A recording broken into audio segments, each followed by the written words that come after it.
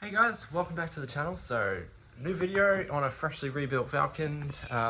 Everything's running well on this so far. I've had it running for about 2 weeks now and yeah, getting through it. Got 250 Ks on it so far, so we're getting through nice and slow.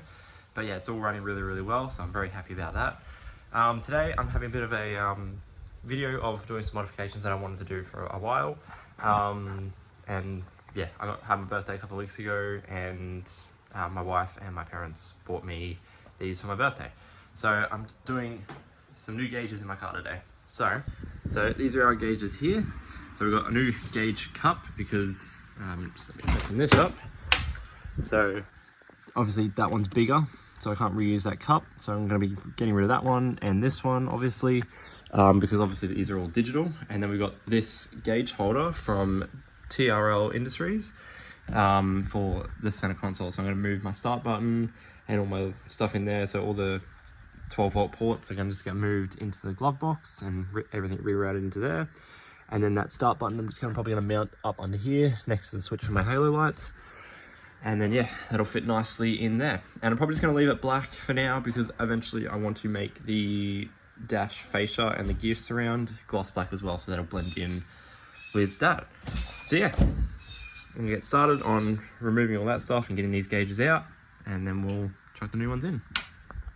Alrighty guys, so we got all that taken out. So I'm just gonna start with these ones here first, which will be fuel level and water temperature. And then I'll move on and replace these two afterwards. So yeah. Alrighty guys, so got the two gauges up there. So basically it works out with these ones. They actually have a joiner, so I only need to wire up one gauge and then I can run the power off of one power to both gauges, which is really good. So that's all sorted out. So for the power, the earth, battery and ignition wires, I've just run directly off the radio power because it's just there, it's nice and easy to get to. And then the 12-volt light switch power, I've just run off the clock light here. So that's all sorted up now. So now I'm going to connect the fuel pump sender wire, which I've got running through here, which I've just run under the dash and down there. And we're going to connect that to the fuel sender on the fuel pump. Alrighty guys, so we've got our fuel pump open there and I've just connected our sender wire, so I had to extend it because it wasn't quite long enough, so I just extended it. It's run through the back onto our fuel pump sender wire there. So now I'm just going to tidy all that up, zip tie all that together, make it all nice and neat, and put the cap back on and put my sub back in place.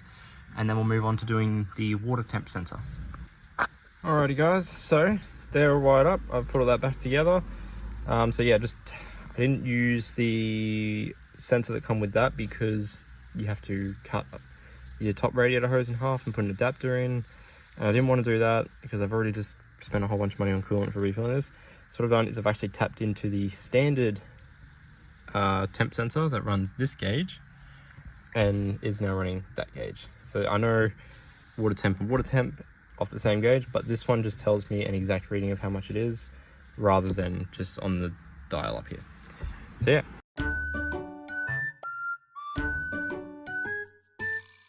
So fuel and water temp are good. So now I'm just on to doing the new boost gauge and new volt gauge.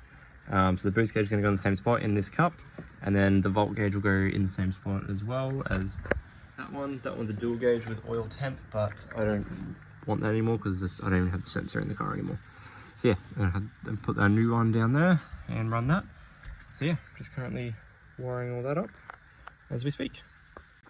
Alrighty guys, so I just got the first screw in for the gauge, so it's going to sit just under there. About there, I just got to get the angle right before I screw the second one in, and we go from there. Alrighty guys, so all back together down there. We've got our volt and boost gauge up here, and one thing I didn't actually know about these gauges, which was really cool, which I accidentally found out with these two that I accidentally set it, but not these ones, was if you set a color without the lights on, it's that color without the lights, and if you set it with the lights on, when you turn your lights on, they change. So I've got them set to red when the lights come on and blue during the day. So yeah, I'm just gonna put my start button back in. I'm just gonna mount it down here next to this, and then we can reconnect all that stuff. Alrighty guys, so everything's now put back together, reconnected and whatnot. So yeah, start button's all good there, gauges, and then I'll just show you these ones down here because it's a bit clearer and the sun's not glaring on them. this is just what they look like when they start up. So do a nice little sort of dance, I guess you could say, with that. Go onto that, and then on the fuel pump, fuel level goes up, and yeah, same with these. And then when we flick the lights, they go red. So yeah. Well guys, I hope you enjoyed this video. Yeah, obviously gives you a bit of insight on how to wire gauges as well, just finding all the terminals and stuff like that. And yeah, so I'm pretty happy with my new gauges. It looks a lot nicer, a lot more modern, and not having all these wires down in the front quarter, front console, makes it a lot neater as well.